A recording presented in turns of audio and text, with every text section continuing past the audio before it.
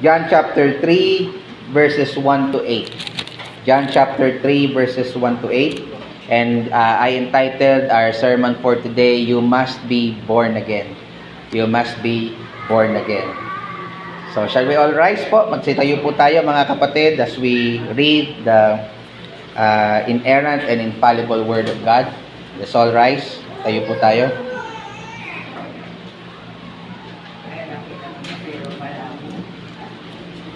Juan 3, 1 hanggang 8, ito po ang salita ng Panginoon. May isang lalaki nga sa mga Pariseo na nagngangalang Nicodemo, isang pinuno ng mga Hudyo.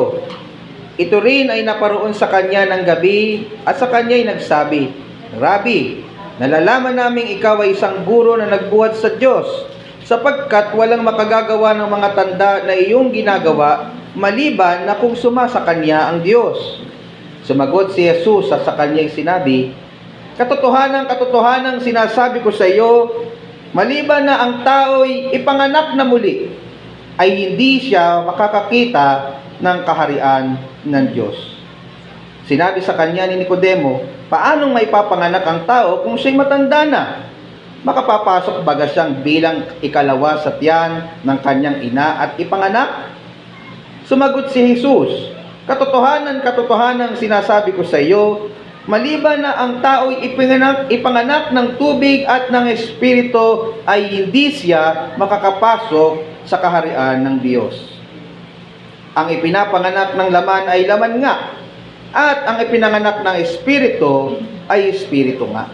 Huwag kang magtaka sa aking sinabi sa iyo, kinakailangan kayo'y ipanganak na muli.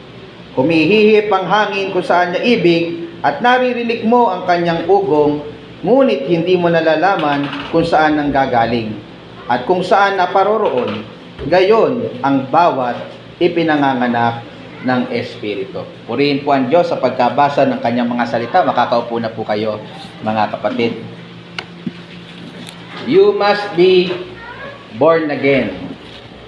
Ano po ba ang talagang tinuturo ng Biblia, mga minamahal, upang ang mga makasalanan gaya natin ay makapasok sa kaharian po ng ating Panginoon Diyos? Alam niyo po mga kapatid, yung katanungan pong tinanong ko na yan, ang isa sa, hindi ko masasabing isa, pero masasabi kong napakahalagang katanungan na kailangan po ng tamang kasagutan. Bakit po mga minamahal? Kasi kung mamamali tayo ng unawa, kung papaano po ang isang tao ay papasok sa kaharian ng Diyos, walang hanggang impyerno ang naghihintay sa atin. Kung kung tama naman po tayo, ay langit ang tiyak natin pong tutunguhin. Yan po ang maliwanag na makikita natin sa banal na kasulatan, black and white, hindi po nagpapaligoy-ligoy at tila malabo ang banal na kasulatan pagdating po sa kaligtasan. Ang isa sa katangian ng banal na kasulatan, maliban sa ito po ay authoritative, ito po ay sufficient, at ito po ay walang kamalian, inerrant, ito po ay clear, the clarity of Scripture. At ito po ay clear, lalo-lalo na po sa doktrina o pagtuturo kung paano po ang isang makasalanang gaya natin ay papasok sa kaharian ng Diyos. Yun nga lang po mga kapatid, dahil po sa pagiging makasalanan ng tao, iba-iba po ang opinyon ng tao kung paano po ang isang makasalanang gaya mo at gaya ko ay papasok sa kaharian ng Diyos. Kamakailan ay may nagbaviral ng video ng isang miyembro ng Iglesia ni Cristo. Hindi ko po alam kung miyembro po yun o isang ministro, na mariin niyang sinasabi na kapag ang isang tao ay hindi kaalib ng kanilang iglesia, maiimpyerno ang kaniyang kaluluwa. Sabi niya, hindi ko lang siya ma-quote, pero sabi niya, ewan ko kung napanood ninyo, kapag daw ikaw ay hindi naging kaalib ng iglesia ni Cristo at napunta ka sa impyerno, buti nga sa'yo. Buti nga sa'yo. Yung sabi ng tao pong ito. Kapag daw tayo, mga kapatid, ay hindi umanib sa isang iglesia na narehistro lamang noong 1914, tayo daw po ay hindi makakapasok sa kaharian ng Diyos. nagtuturo ng isang relihiyon ay paraan para makapasok sa kaharian ng Diyos. Bagay na foreign, bagay na hindi tinuturo ng banal na kasulatan. May nagsasabi naman po, kagaya ng mga kapatid nating Katoliko, na ang pagpasok sa kaharian ng Diyos ay sa pamamagitan lamang ng pagsunod ng 7 sakramento. Kaya po maraming mga deboto ang sinisikap na ma-perfect, na masunod ang mga sakramento pong ito. At kung ikaw naman po ay gaya ng marami sa akin pong pag-iibanghelyo na madalas kong naririnig na sagot, kapag tinatanong ko kung paano sila makapapasok sa kaharian ng Diyos, ang generic na sagot ay basta maging mabuti ka lang tao. Basta wala kang naaagrabyado, basta ikaw ay lumalaban ng patas, eka nga, tiyak na langit ang iyong tungo. Ngunit ano po ba, mga minamahal, talaga ang turo ng Biblia upang tayo po ay makapasok sa kaharian ng langit?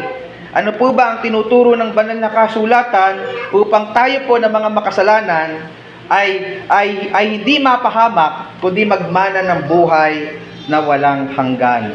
So sa mga talata pong ating sinasang-alang ngayon, diretso po. At hindi po nagpaligoy-ligoy, napakalinaw ng sagot ng ating Panginoong Hesukristo para ang isang tao na makasalanan na gaya mo ay gaya ko ay pumasok sa kaharian ng langit. Ang sabi ng Panginoon, kailangan mong ipanganak muli. You must be born again. Yun nga lang po, mga kapatid, kung nalilito po ang maraming mga tao tungkol po sa pagpasok sa kaharian ng Diyos, isa pa po sa kinalilito ng maraming mga tao ngayon ay kung ano po ang ibig sabihin ng salita or phrase na born again o kapanganakang muli. O sa theology, ito po ay tinatawag na regeneration. Madalas ito po ay ina-attribute sa isang relihiyon. Familiar po kayo? Kapag po nalaman ng iyong kapitbahay o iyong kaibigan, halimbawa, na ikaw ay hindi na nagsisimba sa dati niyong simbahan na may mga rebulto, at nalaman niya na ikaw ay sumasamba sa kagaya nitong simbahan, ang sasabihin niya, nag-born again ka na pala. Praise the Lord ka na ngayon. Yan yung mga madalas nating naririnig, na para bagang ang pagiging born again ay pag-alib lamang sa isang relihiyon. Na para bagang ang born again ay isang relihiyon. Pero sa Biblia, mga kapatid, maliwanag na ang pagiging born again o pinanganak muli ay hindi po isang relihiyon, kundi ito po ay isang karanasan. Ito po ay isang experience ng isang taong kinaawaan ng Diyos. Karanasan ng bawat taong tagapagmana ng kaharian ng Diyos. So tingnan po natin ang tinuturo ng Biblia, particular ng atin pong Panginoong Jesus sa pagiging born again. At ako po ay umaasa, mga minamahal, na sana po habang pinag-aaralan po natin ito ay malinawan po tayo kung ano ba talaga ito, at makita rin po natin nawa yung atin pong malaking pangangailangan po nito, na kailangan po nating ma-born again. So hinati ko lang po yung ating pag-aaral ngayon sa 3 bahagi, at lahat po ay sinadya kong simulan sa letter P. 3 P na nagpapaliwanag kung ano po ang born again. Ang unang P ay ang pangangailangan in verses 1 to 3. Ang pangalawang P ay ang pamamaraan in verses 4 to 7. At ang panghuling P ay pagsasalarawan in verse 8. Pangangailangan, pamamaraan, pagsasalarawan. So hindi ko po tatalakayin lahat yan ngayon for the sake of time. Baka po magkaroon tayo ng 2 to 3 part series about the topic of regeneration or being born again. Pero ang gusto ko lang pong diinan sa pagkakataong pong ito ay yung unang P, which is ang so kala ko wala na akong kasama, ang pangangailangan. So nakuha po natin ito, kaya po nabanggit ko kanina in verses 1 to 3. Sa mga talata pong ito, nakikita po natin na tinuturo ng ating Panginoong Jesus kay Nicodemo ang paraan upang siya po ay makapasok sa kaharian ng langit.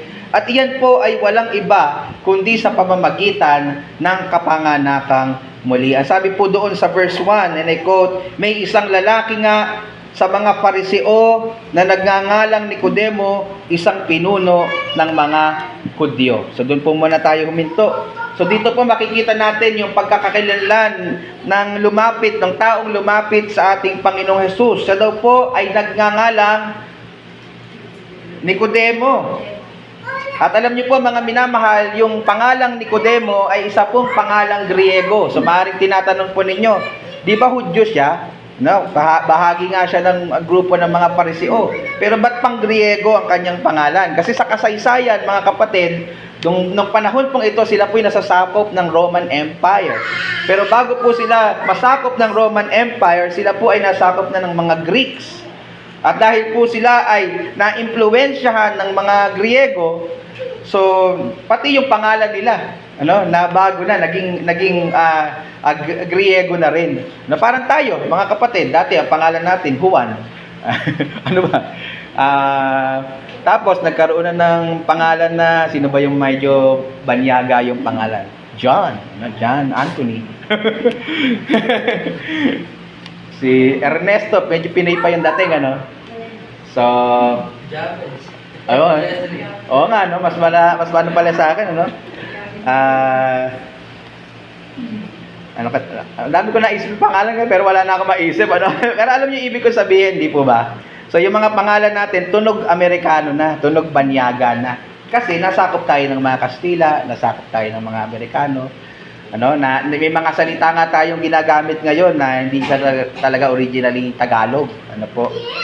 So, ayan. So bagamat siya po ay isang Hudyo, namana po niya yung pangalang Griego dahil sa impluwensya ng mga Griego.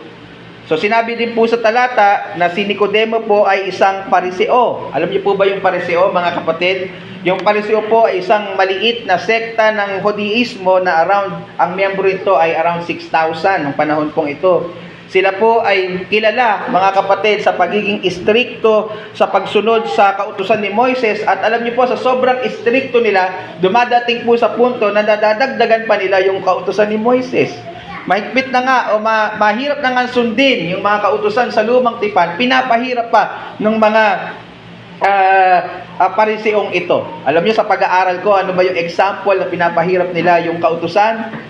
Sa Sabat, alam niyo po, tuwing araw ng Sabado, ng lumang tipan, bawal kang magtrabaho. Dinagdagan ng mga Pariseo na kahit basta Sabado, ni bawal magsalamin ng mga babae. Imagine niyo yun, sister, hindi ka magsasalamin. Bakit? Katwiran nila? Kasi daw, pag nagsalamin ka, baka makita mo, meron kang puting buhok, magtrabaho ka, tanggalin mo yung puti mong buhok. Ganoon katindi itong mga Pariseo na to dahil sa kanilang pagiging deboto na sundin ng mga kautusan ni Moises, sumosobra sila. Nagdaragdag sila ng mga kautusan na hindi naman talaga inuutos ng Biblia. Kaya naman po sa aklat ng Marcos, ang talata ay kabanatang 7, talatang 8, mababasa po natin doon na sinaway ng Panginoong Hesus ang mga Pariseong ito. At ang sabi ng Kristo sa kanila, nilisan ninyo ang utos ng Diyos upang mga ganap ninyo ang inyong mga salit-saling sabi o mga tradisyon.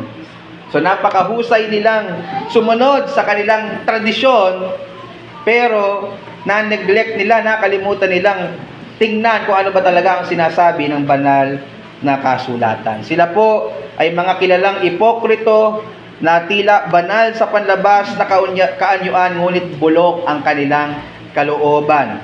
Mahilig silang magbigay ng mga mabibigat na kautusan na hindi naman talaga, na sila mismo hindi naman nila kayang sundin. Sila po ay deboto sa paggawa ng mga seremonyas na may kinalaman sa kabanalan, ngunit wala po silang likas na pag-ibig sa Diyos at sa mga tao. Kaya naman po sila ay hinalintulad ng Panginoon sa ibang bahagi ng banal na kasulatan na gaya ng isang maputing libingan. Nakita na po ba kayo ng puting libingan? White na white yung libingan, napakaganda sa panlabas, pero ang loob po nun ay bangkay. Ang loob po nun ay bulok. So ganun po hinalintulad ng Panginoon ang mga Pariseong ito. Mukha silang maayos, mukha silang banal sa panlabas, pero ang loob nila ay mabaho at nabubulok. At dahil po sa manghang at direktang salita sa kanila ng Panginoong Hesus, labis nilang pinamuhian ang Panginoong Hesukristo. In fact, ang mga Pariseo po ay public enemy number 1 ng ating Panginoong Jesus during His earthly ministry. Kung babasahin niyo yung Gospels, ang madalas po niyang nakakabalitaktakan, ang madalas po niyang nakakabangga ay ang mga self-righteous na Pariseo. Sila din po ay naniniwala na ang kaligtasan ay sa pamamagitan po ng sarili nilang efforts o mga gawa, gaya halimbawa ng pagsunod sa mga kautusan ni Moises at sa mga tradisyong ginawa lang ng tao. Siya din po, mga kapatid, ay pinapakilala ayon sa verse 1 na pinuno ng mga Hudyo. Nakita niyo ba yun? Pinuno siya ng mga Hudyo. At ang ibig sabihin po nun, mga kapatid, siya po ay membro ng tinatawag na Sanhedrin. Isa pong grupo ng mga may sinasabing mga Hudyo na binubuo po ng 71 na katao. So yung Sanhedrin po ay tumatayong Supreme Court ng mga Hudyo ng mga panahon pong ito. Si Nicodemo po ay bahagi nito. Ibig sabihin, hindi lang po siya isang ordinaryong tao.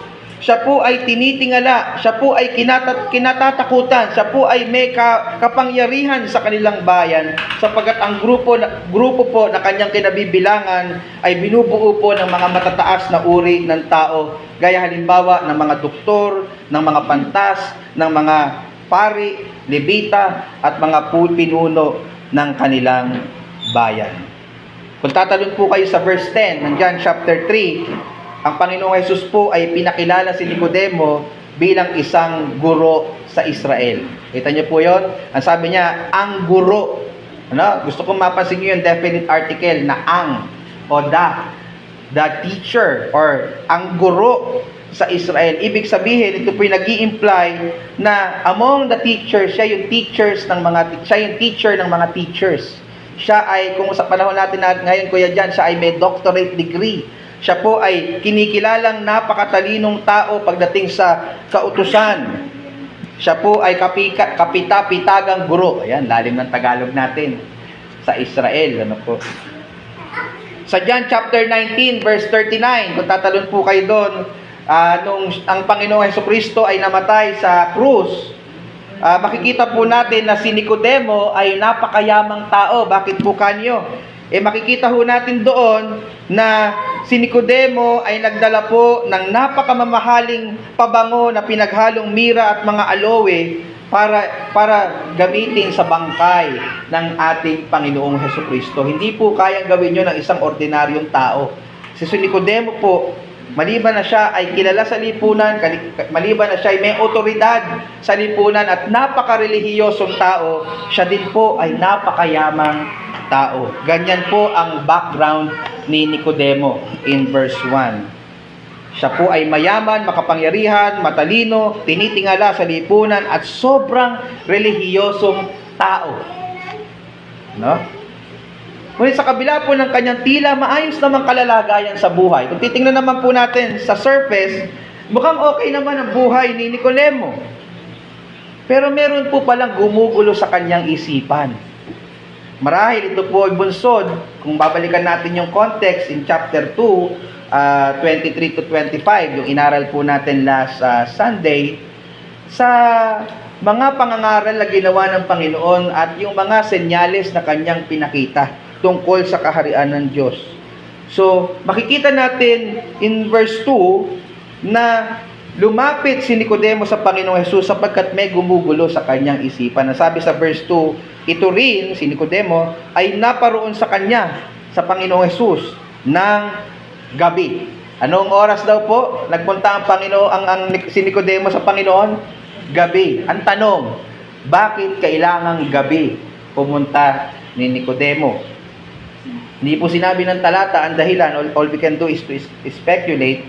Pero ang mga posibleng dahilan po, mga kapatid, ay sapagkat gusto ni Nicodemo na magkaroon ng mahaba at uninterrupted na pakikipag-usap sa ating Panginoong Jesus, at ang gabi na hindi sila busy parehas at ang oras na hindi sila busy parehas ay walang iba kundi gabi. So kaya gabi siya nagpunta. Pwede rin naman po, mga kapatid, na siya po ay nahihiya at natatakot sa mga kanyang mga kasamahan sa Sanhedrin dahil hindi po popular ang pakikipag-usap sa Mesya. Sabi ko nga sa Panginoong Jesus, sabi ko nga kanina, Iyan po tinitingnan nilang kalaban. So kapag po si Nicodemo ay nakita po ng mga miyembro ng Sanhedrin, pwede nilang isipin na nagtatraidor si Nicodemo sa kanila. Kaya po palihim siyang pumunta, kaya po gabi siya nagpunta sa atin pong Panginoong Hesukristo. So ano man po ang dahilan ng kanyang pagpunta ng gabi, isa po yung malinaw. Nagpunta po siya doon dahil may gusto siyang malaman. Bakit? Ano po yung sabi sa pagpapatuloy ng verse 2? At sa kanya ay nagsabi si Nicodemo, Rabbi, nalalaman namin ikaw ay isang guro na nagbuhat sa Diyos sapagkat walang makagagawa ng mga tanda na iyong ginawa, yung mga himala, maliban na kung sumakanya ang Diyos. So, dito po makikita natin ang napakagalang na pagbati ni Nicodemo sa ating tagapagligtas. Matakin po ninyo, ginamit niya yung salitang Rabbi. At alam niyo po, during this time, yung Rabbi ay hindi basta-basta ginagamit na titulo sa mga teachers. Ito po ay ginagamit na titulo sa mga may doctorate, yung may mga napakataas na pinag-aralan. So kahit wala pong formal training ang ating Panginoong Hesus, kinilala ni Nicodemo na isang scholar ang karunungan ng Panginoong Hesus bilang isang teacher na mayroong doctorate degree, mayroong mataas na pinag-aralan. Tinawag niya siyang Rabbi. And then makikita natin sa talata na maliban sa kanya, meron pang ibang kumikilala sa Panginoong Hesus. Hindi lang pala mag-isa si Nicodemo na kumikilala sa Panginoong Hesus na siya ay buhat sa Diyos. At least isang propeta mula sa Diyos. Kasi kung obserbahan niyo po yung verse 2, ang sabi, nalalaman naming ikaw ay isang guro na nagbuhat sa Diyos. Napansin niyo po yun, hindi niya sinabing nalalaman ko. Nalalaman naming, meaning to say, marami sila. At si Nicodemo yung nagsilbi nilang representative para tanungin kay Jesus Christ ang gusto nilang malaman. Maaaring ito po ay mga grupo ng tao na nakapakinig ng pangangaral ng Panginoong Hesus at nakakita ng mga himala ng ating Panginoong Hesus nung siya po ay nasa Jerusalem na pinag-aralan na po natin nung nakaraan. Kasi ang sabi doon, maraming mga himala ang pinakita ang Panginoong Hesus. So matapos pong sabihin ni Nicodemo ang kanyang sabihin na po nating mga pleasantries o yung magagalang na pagbati sa Panginoon. Alam nyo, hindi yung pinansin ng Panginoong Jesucristo. No? Ang ginawa ng Panginoong Jesus, binasa niya yung puso ni Nicodemo. Paano ko po nasabi? Sa verse 2, wala pa naman tinatanong si Nicodemo, hindi po ba? Pero sumagot na ang Panginoong Jesus. No? Wala pang tanong, sumasagot na ang Panginoong Jesus. Tingnan niyo po, ang sabi sa verse 3, sumagot si Jesus. Nagpapatunay na si Jesus ay hindi lamang po isang ordinaryong tao, kundi siya ay tunay na Diyos na nakakabasa ng ating puso at ng ating mga isipan. Bagay na diniinan na po natin nung nakaraan po nating pag-aaral. So makikita po natin sa sagot ng Panginoong Jesus kay Nicodemo, matapos niyang basahin ang kanyang puso, na siya ay nagtungo doon dahil gusto niyang malaman kung paano siya makakapasok o paano sila makakapasok sa kaharian ng Diyos. Hindi natin nabasa sa verse 2 kung ano yung tanong ni Nicodemo na gustong itanong sa Panginoong Hesus, pero batay sa sagot ng ating Panginoong Hesus, nakita natin yung gusto niyang malaman. At iyon po pala ay may kinalaman sa pagpasok sa kaharian ng Diyos. Tingnan niyo po yung verse 3. Sumagot si Jesus at sa kanya'y sinabi, katotohanan, katotohanan, sinasabi ko sa iyo, maliban na ang tao'y ipanganak na muli, ay hindi siya makakakita ng kaharian ng Diyos. Yung kaharian po ng Diyos in this context ay kasing kahulugan ng kaligtasan mula sa hatol at pot ng Diyos dahil po sa ating mga kasalanan. Ang kaharian po ng Diyos ay pumapatungkol po sa lugar kung saan nagahari at nasosunod ang kalooban ng Diyos. Maaring ito po, spiritually speaking, ay puso ng tao na pinaghaharian ng Diyos or langit na pinatutunguhan ng mga taong iniligtas niya. So tinatanong niya, paano makapunta sa langit? Paano maging bahagi ng iyong kaharian kung saan ang utos at ang kalooban ng Diyos ay nasusunod? Sinasabi ng Panginoong Jesucristo kay Nicodemo, I hope nakikita ninyo na kahit napaka-relihiyoso mong tao, kahit tinitingala ka ng iyong pamilya at ng iyong lipunan, kahit gaano ka ka-successful sa buhay, kahit gaano ka kabihasa sa banal na kasulatan, kahit sino ka pa. Maliban na ikaw ay ipanganak na muli, maliban na ikaw ay ma-born again, hindi ka pa rin makakakita ng kaharian ng Diyos. Mga kapatid, ito po ay warning sa atin sa mga oras po na ito. Hindi po pala dapat makampante tayo. Dapat mataas yung, kahit na dahil mataas yung ating pinag-aralan, mabait tayo sa harapan ng ibang tao, successful tayo sa buhay natin, nagsisimba tayo tuwing linggo, napaka-relihiyoso po natin sa tingin ng iba, kagaya po ni Nicodemo. Kahit sino pa po pala tayo, kung hindi po pala tayo na born again, baliwala po pala ang lahat. Baliwala ang lahat. Ang lahat ng ating pinag-aralan, ang lahat ng ating self-righteousness, career, mga naipundar, ay iiwan nating lahat isang araw. At magdudusa ang ating mga kaluluwa sa impyerno araw at gabi. Na wala tayong mararanasan kahit kaunti, kahit gatiting na biyaya at awa ng Diyos, kundi banal at purong buot ng Diyos ang mararanasan po natin sa dakong iyon. Ganun po kahalaga yung ating pinag-uusapan ngayon, mga kapatid. Ito po ang problema ng tao sa panahon po natin ngayon. Ang tao ay sobrang napaka-materialoso. Na para bagang umiikot na lang ang buhay niya sa pera, sa success, sa mga material na bagay. Pero hindi niya nakikita ang higit na pangangailangan niya. Ang kaligtasan ng kanyang kaluluwa. Ang pagpasok sa kaharian ng Diyos. Mga minamahal, huwag niyo pong isipin, baka nakakalimutan natin, na ang lahat na nakakita po natin sa mundo ay parang pawang temporal lamang. Temporal.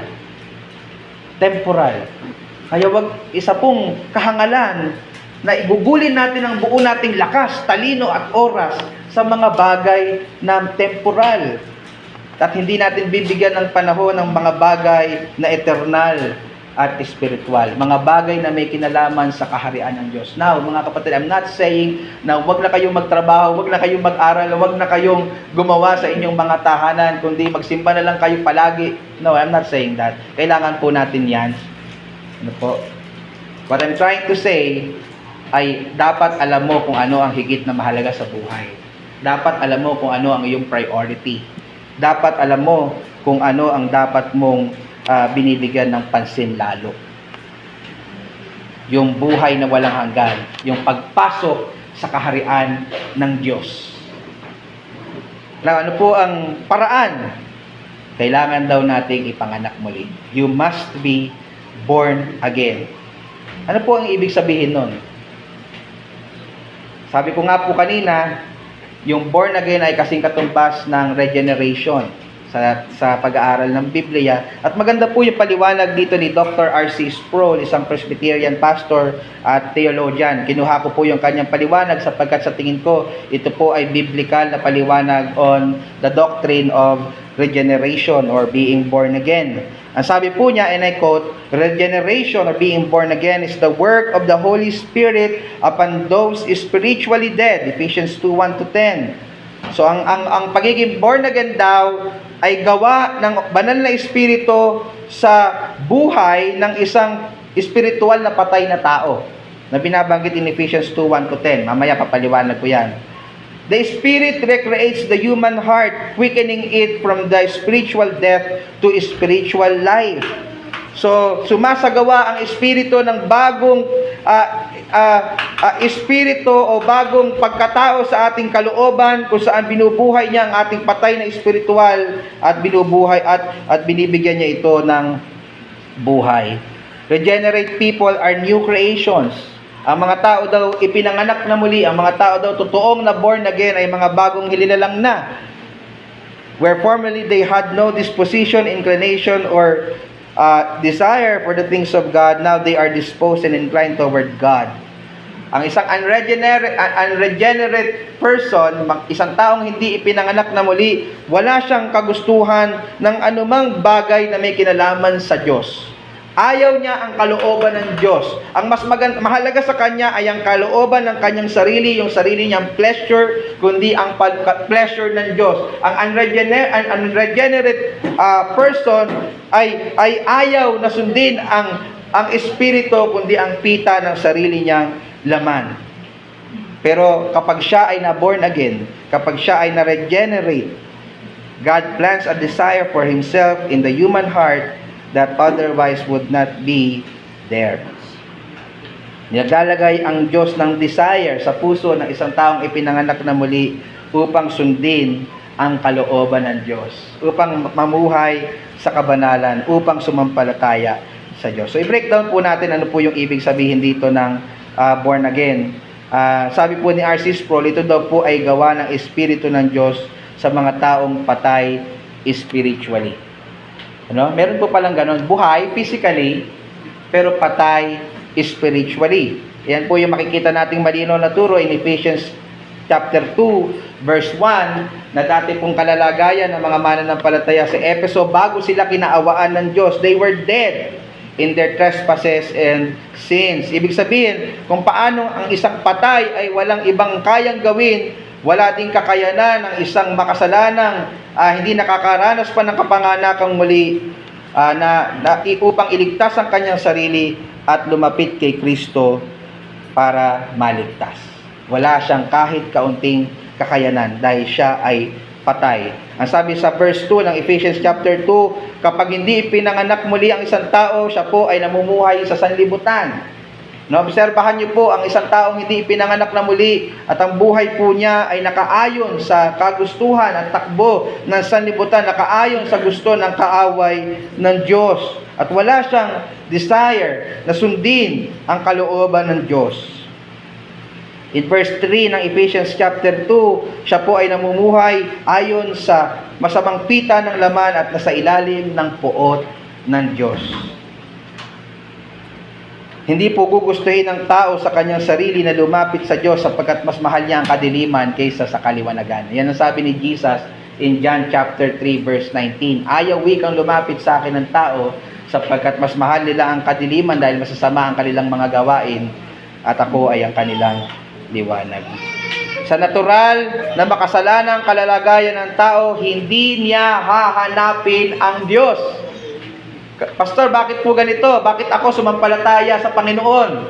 May nabautismohan tayo ng nakaraan, sumampalataya sa Panginoon. Hindi po ba lumapit sila sa Diyos? Yes.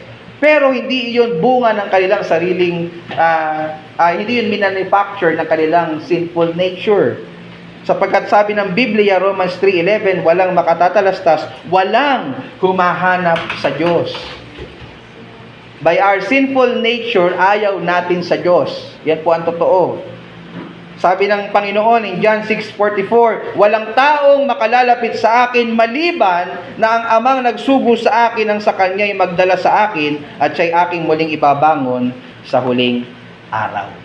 Mga kapatid, kung bakit ka sumampalataya, nagkaroon ka ng kakayanan sumampalataya sa Panginoon, biyaya lamang po yan ng Diyos sa iyo. Hindi dahil magaling ka, hindi dahil matalino ka, hindi dahil magaling ang pastor lalo na, kundi dahil lamang sa biyaya ng Diyos. Naawa ang Diyos sa iyo. Kaya nung naririnig mo yung ebanghelyo, ipinanganak ka niyang muli upang ikaw ay magkaroon ng kakayanang sumampalataya. That is the doctrine of total depravity o yung pagiging lubos na makasalanan ng tao. Hindi ko po ibig sabihin, mga kapatid, na wala tayong ginagawang kahit anong buti. Kasi meron, di po ba, nag-aalaga tayo ng mga anak, nagtatrabaho tayo para sa ating pamilya, pero ang ibig ko pong sabihin, sa ating pong makasalanang kalikasan, wala tayong kakayanan at hindi natin gugustuhin sa sarili natin na mag-respond sa tawag ng Ebanghelyo sapagkat ang lahat ng kanyang pagkatao, isip, emosyon, ay nabahiran ng kasalanan. Therefore, ang kanyang inclination, ang kanyang hilig ay sa kasalanan at hindi sa Diyos. Ang kanyang kalooban ay nakatanikala sa kasalanan. Kung meron man siyang free will na tinatawag, ito po ay freedom lang na gawin ang naayon sa kanyang kalikasan, namely, ang magkasala. Wala siyang kakayanan sa kanyang makasariling sarili na lumapit at sumampalataya para maligtas. Kaya kailangang unang kumilos ang Diyos sa Kanya upang siya po ay magkaroon ng kakayanang sumampalataya. Kaya po, may malaking pangangailangan mga minamahal ng kapanganakang muli sa tao. Ito po ang paraan ng Diyos upang mapagtagumpayan ang kasamaan ng tao sa pamamagitan ng pagbabago at paglilinis ng kanyang kalooban sa pamamagitan ng pagpapanganak sa kanila ng Espiritu upang sila ay magkaroon ng kagustuhan sa Diyos at mamuhay sa kabanalan. Ito po yung gusto kong i-point out mga minamahal. Malinaw po sa Biblia that regeneration precedes faith. Una po ang kapanganakang muli bago ang pananampalataya. Ang pagsampalataya po ay bunga ng kapanganakang muli at not other way around. Gusto po natin ng talata, John chapter 1 verses 12 to 13. Naaral na po natin nung nakaraan. Pero balikan po natin sa context. John chapter 1, 12 to 13. Ang sabi po dyan, natapwat ang lahat ng sa kanya ay nagsitanggap, ay pinagkalooban niya na sila ng karapatang maging mga anak ng Diyos, sa makatuwid bagay ang mga nagsisampalataya sa kanyang pangalan. Now, ang tanong mga kapatid, paano po sila sumampalataya? Paano po sila tumanggap sa Panginoon? Ano po ang cause kung bakit sila nagkaroon ng kakayanang sumampalataya? Ituloy po natin ang basa sa verse 13. Na mga ipinanganak na hindi sa dugo, ni sa kalooban ng laman, ni sa kalooban ng tao, kundi ng Diyos. Kaya ka ipinanganak na muli at ikaw'y sumampalataya, hindi dahil ikaw ay naggusto nun at nagbunga yon ng pakapanganakang muli. Ipinanganak ka ng muli, kaya nabago ang iyong inclination, nabago ang iyong pagiging makasalanan tungo sa isang tao na gumugusto sa Diyos, magmamahal sa Diyos, sumasampalataya sa Diyos. Una tayong minahal ng Diyos, hindi po ba? Ang sabi ng ibig sabihin ng mga ipinanganak ng hindi sa dugo, ibig sabihin wala kinalaman sa lahi yan. Hindi porket lahing Hudyo si Nicodemo, automatic na siyang ipinanganak na muli. By way of application, mga minamahal, hindi porket Christians ang ating mga ninuno, Christians yung ating mga magulang, automatically we are born again. Hindi sa pamamagitan ng dugo, ang sabi po. Hindi sa kalooban ng laman. Ang kapanganakang muli po ay hindi bunga ng effort ng tao gaya halimbawa ng pagbabautismo, pagsunod sa kautusan, sinner's prayer, encounter camp, at kung ano-ano pang humanly manufactured na ginagawa ng tao. Hindi po pwedeng kontrolin ng espiritu, ng tao ang espiritu. Pag-aaralan natin yan sa verse 8. At ang sabi, ni sa kalooban ng tao, kundi ng Diyos. Ibig sabihin, hindi ito nakabatay sa desisyon ng tao. Ito po ay nakabatay sa desisyon ng Diyos. Ito po ay purong soberenong gawa ng Diyos. Salvation is of the Lord. Malinaw din po ang banggit ni Juan sa ibang bahagi ng kanyang kasulatan na ang pananampalataya po ay bunga o resulta ng kapanganakang muli. Halimbawa, iwan natin yung gospel, punta tayo sa 1 John chapter 5 na sinulat din ni Apostol Juan. 1 John chapter 5 verse 1, ang sabi po doon, ang sino mang nanampalataya na si Jesus ay siyang Kristo ay ipinanganak ng Diyos. Ano po nauna? Yung kapanganakang muli. Kaya siya sumampalataya kasi nauna na siyang ipinanganak na muli ng Diyos. Dito napakalinaw na ang cause or ang dahilan ng pagsampalataya ng tao ay ang kapanganakang muli, hindi po baliktad kagaya po ng turo ng iba. Now, ang sabi po ni Dr. R.C. Sproul, balikan ko yung kanyang definition tungkol sa taong pinanganak na muli or na born again, sila daw po ay new creations. If anyone who is in Christ, he is a new creation. Kung sino man wika ang nakay Kristo, siya ay bagong nilalang. Ang sabi, where formerly o dati they had no disposition, inclination, or desire for the things of God, now they are disposed and inclined toward God. In regeneration, God plants a desire for Himself in the human heart that otherwise would not be there. Ibig sabihin, may nagbago sa ating mga kagustuhan, may nagbago sa ating mga ginagawa. Kapag po palang isang tao ay pinanganak na muli, siya po ay siguradong magbabago. Amen? Ang dating makasalanan ay mamumuhay na sa kabanalan. Ang dating walang pakialam sa Diyos ay magkakaroon na ng pag-ibig sa Kanya. Hindi po pwede na ang isang tao ay pinanganak na muli, ngunit wala siyang drastic change sa kanyang buhay.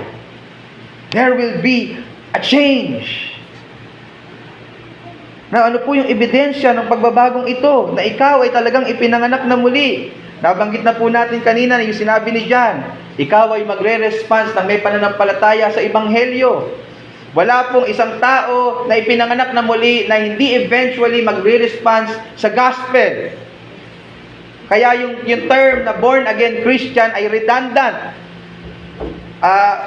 Nauulit-ulit. Kasi wala pong born again na hindi Christian. At wala pong Christian na hindi na born again. Yung totoo, in biblical sense. Kung ikaw ay Christian, ikaw ay na born again. So yung inyong unang response, kung ikaw ay na born again na, magre-response ka, magtitiwala ka kay Kristo. Pangalawa po, siya po ay meron ng bagong buhay. Kagaya ng sinabi ni R.C. Sproul, hindi ko po sinasabi na dapat perfecto ka na, wala pong ganon. Habang nandito tayo sa sanlibutan, imposible ang perfection sa ibig ng inyong lingkod. Ano po? Mangyayari lang po yun pag binigyan na tayo ng bagong katawan, and that will be sa ating glorification.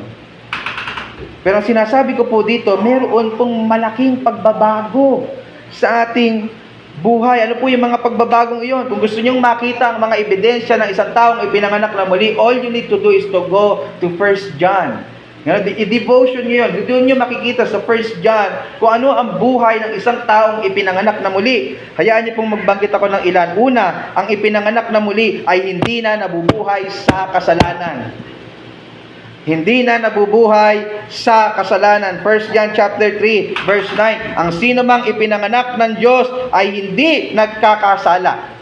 O hindi, mas magandang i-translate na, hindi nagpapatuloy sa pagkakasala. Sapagkat ang kanyang binhi ay nananahan sa kanya. Ano ba yung binhi ng Diyos?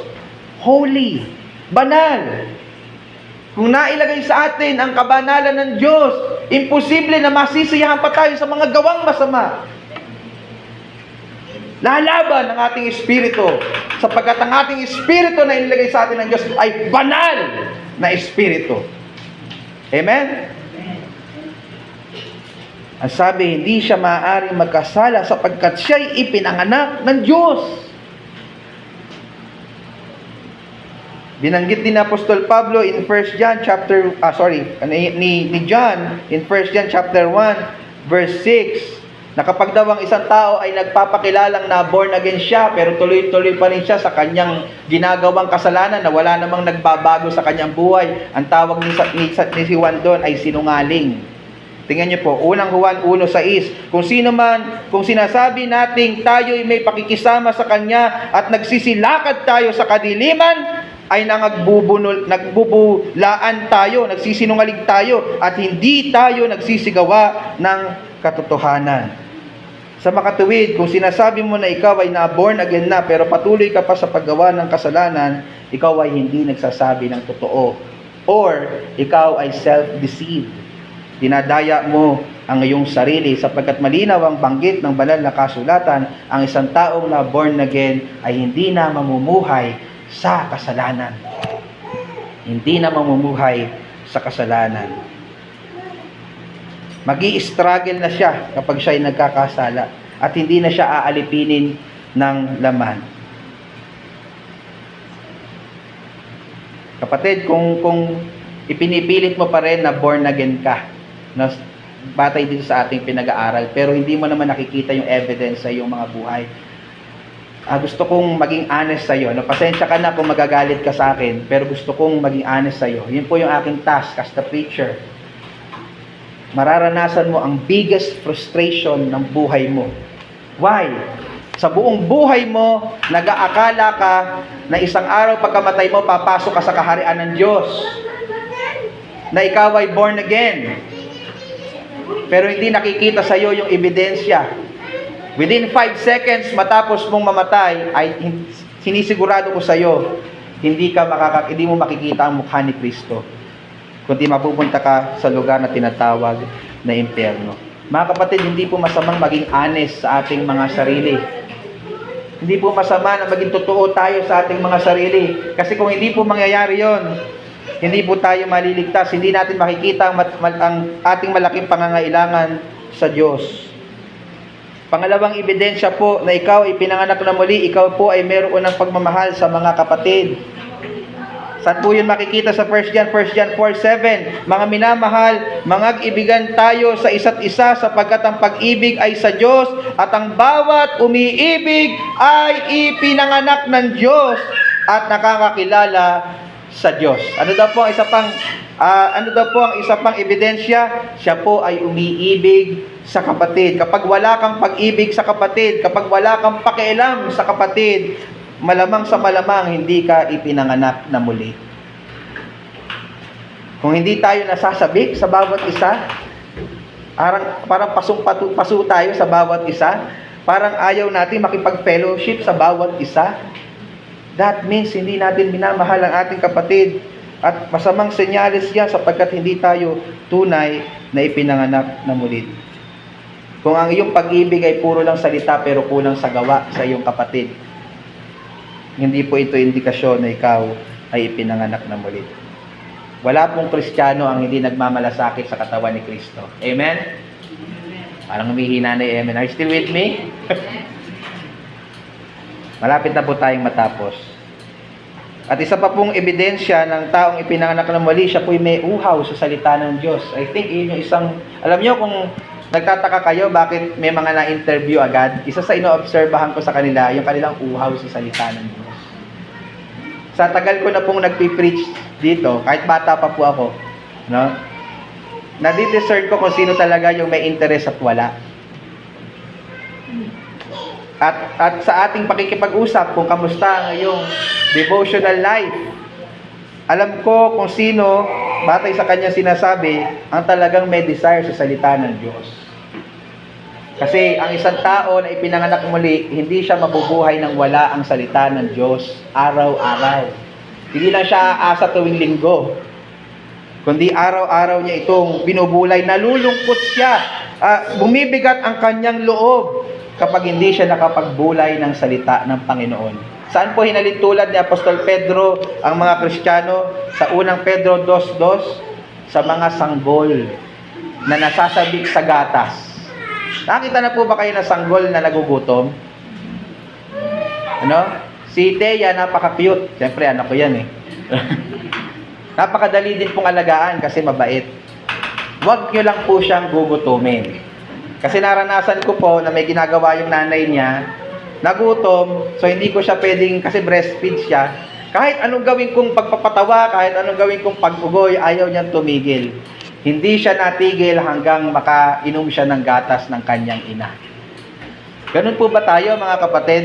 Na di tayo makali, na tayo'y balisa kapag hindi tayo nakakapakinig ng salita ng Panginoon. Ganun po ba ang attitude natin ngayon mga kapatid? Habang ipinapangaral ang salita ng Panginoon, ikaw ba ay talagang may desire na lumalim sa kalooban ng Panginoon? May desire na maunawaan ang kanyang kalooban. Hindi mo pa mapigilan ang iyong sarili na basahin, pagbulayan at pakinggan ang salita ng Panginoon. Nalulungkot ka man lang ba kapag hindi ka regularly na nakakapag-devotion sa Panginoon, nakakapagbulay ng kanyang mga salita?